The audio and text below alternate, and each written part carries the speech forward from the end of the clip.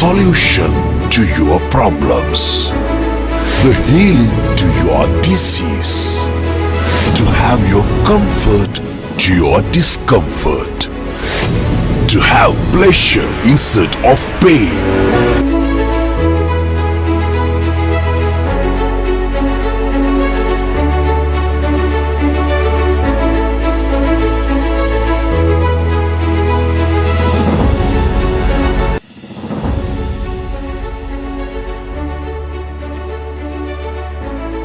මේ ඔබට පෙන්වා සිටින දරුවා සති 4කට 3කට කලින් සති 3කට කලින් තමයි මේ ස්ථානයට රැගෙන එන්නේ.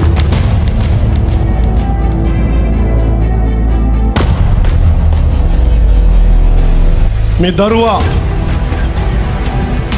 ලේමාරු කරන්න ඕනේ මේ ලේපිලිකාව නිසා. මහරගම රෝහලෙන් තමයි මේ දරුවාට ප්‍රතිකාර කරන්නේ. දෙවියන් වහන්සේ තුල මේ සාක්ෂිය අපි ඔවුන්ට ඒ මවට කියන්න කියලා කියමු. මේ මව මෙතෙන්ට එන්නේ යාගේ ස්වාමියා ඩුබායි දේශේ අහම්බෙන් අපේ ස්වාමියා දැකලා වීඩියෝ එකක් එවලා තමන්ගේ භාර්යාවට කියනවා අපේ දරුවා මෙතනින් සුව වේද කියලා බලන්න රැගෙන යන්න කියලා. අපි ඒ අම්මට කියමු දැන් සාක්ෂි අපි සමග බෙදා ගන්න කියලා. ඔව් මම දැන් සති 7ක් වෙනවා අදට සෝමහෙට පැමිණලා. ඉතින් සැප්තැම්බර් මාසේ තමයි මම මුලින්ම ආවේ සෝමහෙට.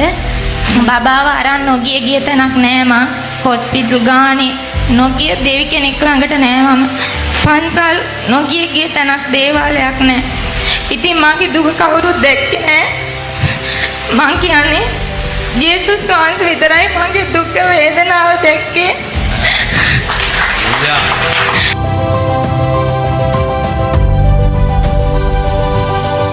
අනාගත වර්තමානයේ ඔබතුමා දෙන ආලේපය විශේෂඥ ડોක්ටර්ලා දෙන තෙල් වලට සම කරන්න බෑ කියලා මං කියනවා. ඉතින් මෙයා සැප්තැම්බර් 20 මුලින්ම අරන් ආවට පස්සේ මෙයා කළු වෙලා හිටියේ ගොඩක්ම. මෙයාගේ පාට වෙනස් වුණා. මේ 20 අරන් ඇවිල්ලා අනාගත වස්ත්‍රතුමා අතින් තෙල් ආලේපන එකපාරක් කුප්පියක් ඔලුවට දැම්මට පස්සේ ගෙදර අරන් යනකොටම මෙයාගේ පාට ආයි තිබුණ විදියටම ආවා. එයා නැංගේ පතේ එදා වෙනකම්ම තිබිච්ච කකුල් කැක්කුම් ඒකේ අමාරුකම් එදා 20 වෙනිදා ඉඳලා අද වෙනතෙක් කියලා නෑ මට. නැතිනම් හැමදාම උදේට පැයක් විතර මං ඇඳෙන් වඩාගෙන තමයි ගෙදර වැඩ කරන්නේ. එදා ඉඳලා තාම වෙනකම් බබා ඇඳෙන් බයින්නේ. කිසිම අමාරුවක් නැතුව කිසිම වේදනාවක් නැතුව. ඉතින් දැන් මං හොස්පිටල් එකට කුරුණෑගලට දෙපාරක් අරන් ගියා මෙයා බලන ડોක්ටර් ළඟට. දෙපාරම ලේ දෙන්න ඕනේ නෑ කිව්වා. එකපාරක් බලනකොට හොඳ මට්ටමේ තිබුණා. එදත් ලේ මාරු කරේ නෑ. දෙවෙනි පාර යනකොට මේ 22 වෙනිදා මම ගියේ. 0.6කින් හිමොග්ලොබින් ප්‍රමාණය වැඩි වෙලා තිබුණා. ඉතින් ආයේ ලේ මාරු කරන්න ඕනේ නෑ කියලා ක්ලිනික් පොතේ ලියලා තමයි බබාව ගෙදරට එව්වේ. මම කියන්නේ යේසුස් වහන්සේ ජීවමානයි සත්‍යයි. ආයේ දෙකක් නෑ. කියන්න තියෙන එච්චරයි. මගේ පණ මට ආයේ දුන්නේ යේසුස් වහන්සේ විතරමයි. Hallelujah. Praise the Lord. අපි හොඳ අත්පොළ සන්නාදයක් දෙමු. දෙන්න බලන්න ක්ලිනික් පොත. No blood again feel කියලා ලියලා තියෙනවා.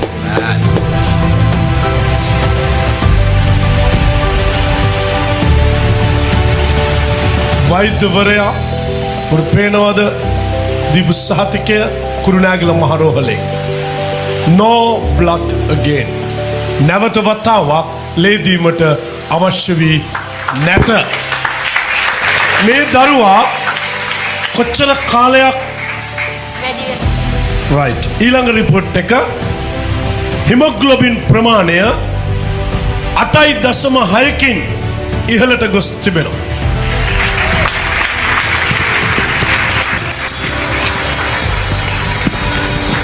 කොච්චර කාලයක් පිළිකාවෙන් මේ දරුවා පීඩා විඳිනවද? මාර්තු 18 වෙනිදා තමයි මෙයා රසනීප වුණේ එකපාරටම. තුන් පාරක් ලේ මාරු කරලා තියෙනවා. ආයෙත් මෙහෙට ආවට පස්සේ තමයි පාස්තුතුමනි එයාට ලේ මාරු කරන්න උනේ නැති උනේ. මේ හිටියේ නෑ මෙයා ගොඩාක් කළු වුණා. 20 වෙනිදා ආපු පළවෙනි දවසේම තමයි අනාගත වතුතුමනි මෙයා තිබුණු ලස්සන මෙයාට ඇවිල්ලා එයාගේ තිබුණු පාටට මෙයා ආවේ. දැන් මේ දරුවා සුවවීම පිළිබඳව ඔයාගේ ඥාති ගම නගරය පළාත මොකද කියන්නේ?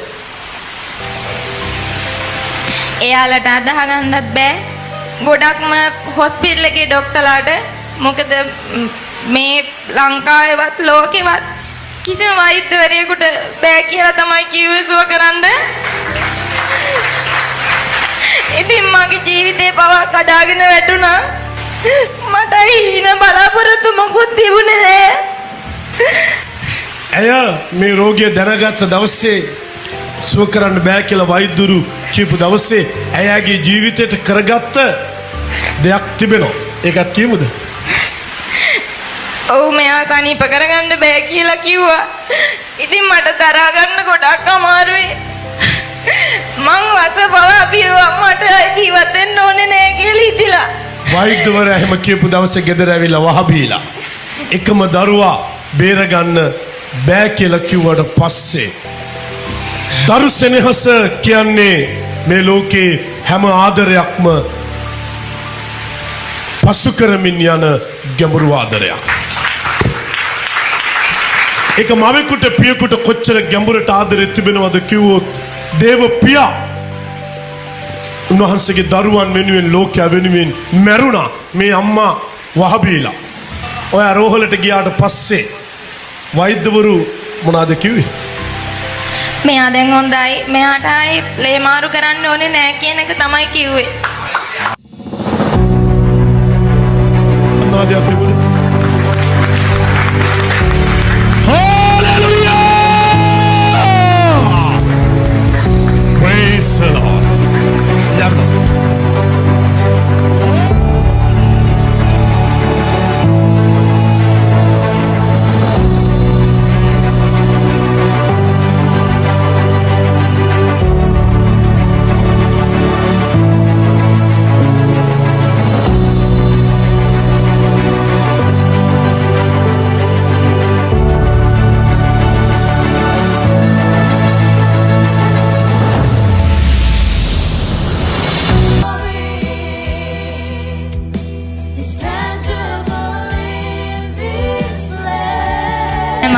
හොස්පිටල් ගානේ නොගිය දෙවි කෙනෙක් ළඟට නෑ මම. ඉතින් මගේ දුක කවුරුත් දැක්කේ නෑ. යේසුස් වහන්සේ විතරයි මගේ දුක් වේදනාව දැක්කේ.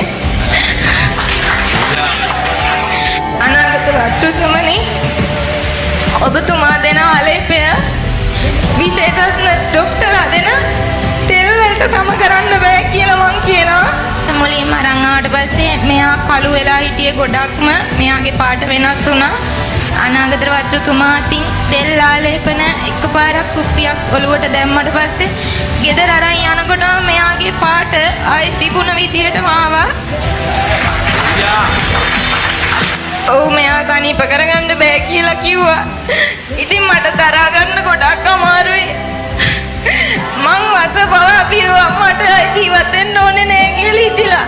වෛද්‍යවරයා එහෙම කියපු දවසේ ගෙදර ඇවිල්ලා වහබීලා එකම දරුවා බේරගන්න බෑ කියලා කිව්වට පස්සේ වෛද්‍යවරු මොනවද කිව්වේ?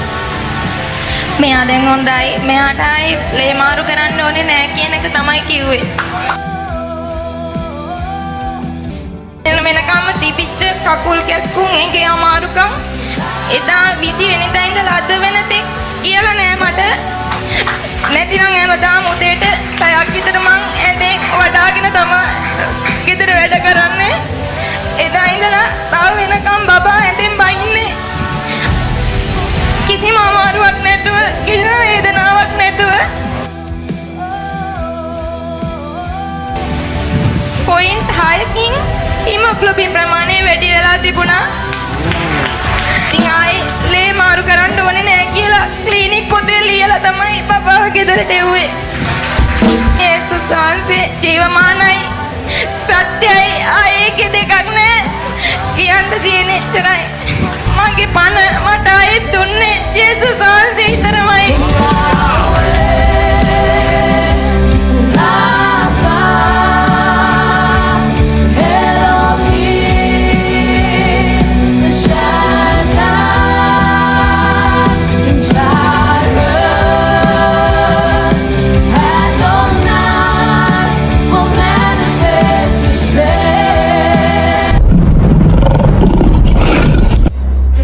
දිව්‍ය සුව කිරීමේ දේව මෙහෙයන් සෑම සෙනසුරාදා දිනකම උදෑසන 9:30 සිටත් සෑම ඉරු දිනකම සවස 3:30 සිටත් පැවැත්වේ.